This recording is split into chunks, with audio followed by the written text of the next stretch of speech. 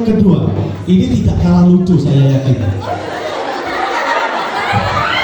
Ini juga masih dikutip sama dari Kamar Al-Malik dan Al-Qudus.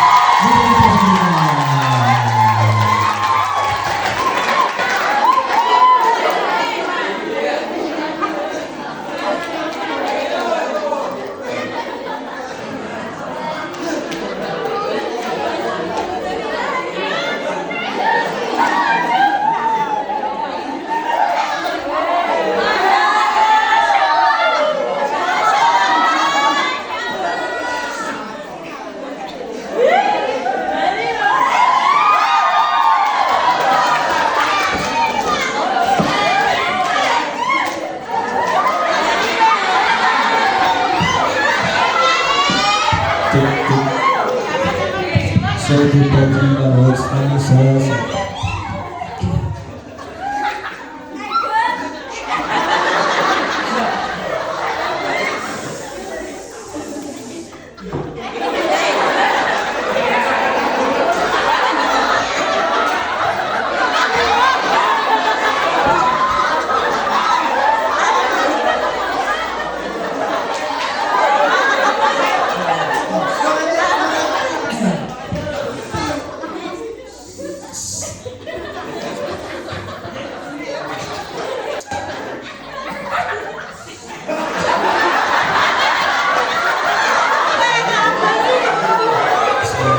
Assalamualaikum warahmatullahi wabarakatuh.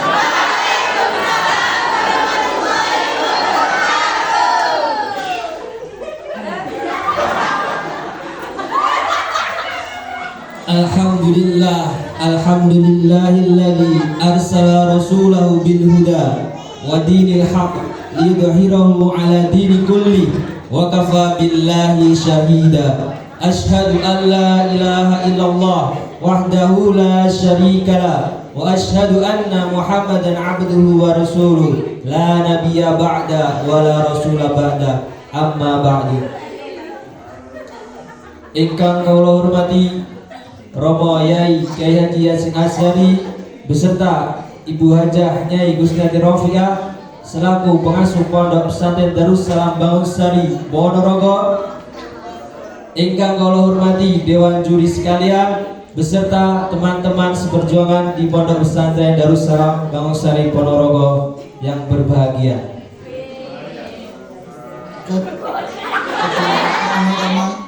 Marilah kita panjatkan puji syukur kepada Allah SWT karena telah memberikan kita kenikmatan sehingga kita dapat berkumpul di sini pada saat ini. Salawat serta salam tidak lupa kita junjungan kepada Nabi kita Nabi Agung Muhammad Sallallahu Alaihi Wasallam yang telah membawa umatnya dari zaman kegelapan menuju zaman yang terang benderang seperti yang kita rasakan seperti malam ini. Berdirinya kami di sini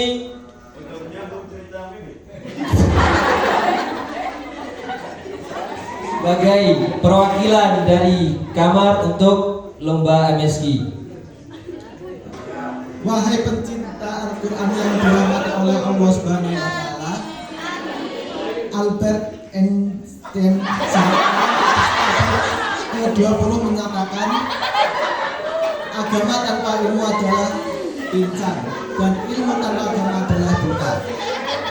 Kalimat ini menunjukkan bahwa agama tidak hanya mendorong studi ilmiah tetapi juga menjadikan riset ilmiah yang konklusif dan tepat guna karena didukung oleh kebenaran yang diungkapkan melalui agama. Alasannya adalah karena agama merupakan sumber tunggal yang menjadikan jawaban pasti dan akurat. Selain daripada itu, kalimat ini juga menunjukkan bahwa ilmu pengetahuan tanpa panduan agama tidak dapat berjalan dengan benar, tapi justru membuang banyak waktu dalam mencapai hasil tertentu atau lebih buruk lagi, seringkali tidak memperoleh bukti yang meyakinkan. Ketika Nabi sampai di Madinah, Beliau membuat sebuah peradaban baru yang kemudian memunculkan pengertian bahwa Islam adalah sistem kepercayaan sistematik, tidak hanya berdimensi teologi, ritual dan mistika, tapi juga berdimensi moral dan intelektual. Secara terminologi, Islam adalah agama yang disampaikan oleh Allah Subhanahu wa taala kepada Nabi Muhammad sallallahu alaihi wasallam melalui wasilah malaikat Jibril alaihi salam agar disiarkan kepada seluruh makhluk dunia. Dan karena Islam merupakan ajaran yang ilmiah, maka Islam memiliki panduan yang sempurna, yakni Al-Quran.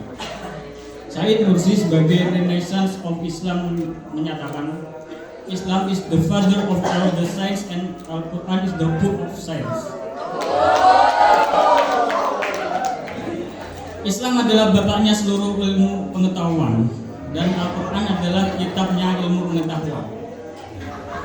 Oleh sebab itulah, melalui penjelasan ini, maka pada kesempatan yang baik ini kami akan membahas tentang Al-Quran sebagai sumber ilmu pengetahuan.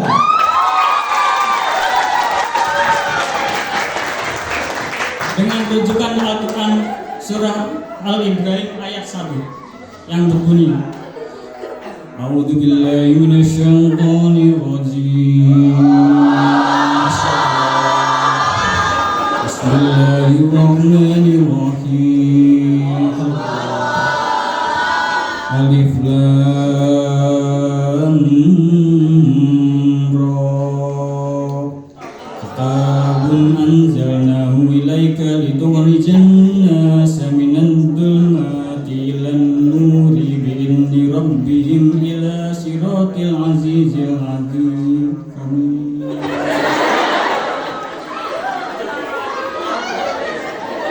Yang artinya Alif Lam Ra, ini adalah kitab yang kami turunkan kepadamu supaya kamu mengeluarkan manusia dari gelap gulita kepada cahaya yang terang benderang dengan izin Tuhan mereka, yaitu menuju jalan Tuhan yang maha perkasa lagi maha terpuji. Surat Ibrahim. Hadirin rahimakumullah, Prof. Dr. Muhammad Quraish Shihab dalam tafsir Al-Misbah menjelaskan bahwa penjelasan tentang pentingnya Al-Quran disebutkan oleh Allah Subhanahu wa taala dengan menggunakan bentuk jamak untuk kata ad-dulamat yang berarti aneka gelap, sedang an-nur dengan berbentuk tunggal. Hal ini untuk mengisyaratkan bahwa kegelapan itu bermacam-macam serta beraneka ragam dan sumbernya pun banyak. Setiap benda masih mempunyai bayangan dan bayangan itu adalah gelap, sehingga gelap menjadi banyak. Berbeda dengan an-nur, yaitu cahaya menerangi dan tidak pernah memberi kegelapan. Hadirin rahimakumullah, memperhatikan dari penjelasan tersebut dapat disimpulkan bahwa Al-Quran benar-benar merupakan sumber ilmu pengetahuan. Hal ini juga bisa dilihat dari ditemukannya kata-kata ilmu dalam berbagai bentuknya di dalam Al-Quran yang terulang sebanyak 854 kali. Di samping itu, banyak pula ayat-ayat Al-Quran yang menganjurkan untuk menggunakan akal pikiran, penalaran, dan juga sebagainya. Untuk itu, tiada yang lebih baik dituntut dari suatu kitab agama menyangkut bidang ilmu kecuali anjuran untuk berpikir, serta tidak menetapkan suatu ketetapan yang membatasinya, menambah pengetahuan selama dan di mana saja ia kehendaki. Pada akhirnya kami mengajak, wahai saudara-saudaraku orang Semendo, ayo kita jadikan Al-Quran kandik pedoman hidup. Wahai saudara-saudaraku dari Sunda, ayo orang sami-sami ngejanten kaum Al-Quran kanggo turunan kehidupan orang. Wahai saudara-saudaraku orang Lampung, lapah gom jadikan Al-Quran sebagai bangunan ugi. Wahai saudara-saudaraku orang Solo, sumangga kula lan panjenengan dadosaken Al-Quran kagem tuntunan bersama. Wahai saudara-saudaraku orang Prancis, Ales Utilisis Biar Al-Quran pour les guides de notre fever.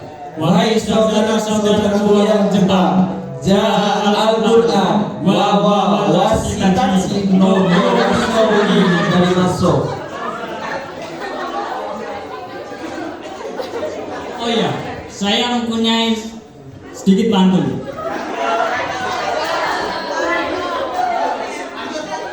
Mau berenang carilah kolam, Asik.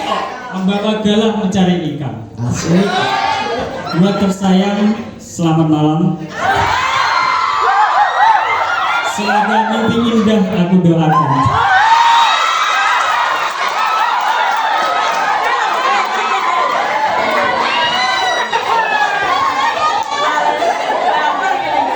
Pisau biasa di pagi hari, bawa ke kebun untuk membabat. Cukup sudah penampilan dari kami, semoga bermanfaat. Wassalamualaikum warahmatullahi wabarakatuh. Waalaikumsalam warahmatullahi wabarakatuh. Luar biasa dari kamar. Saya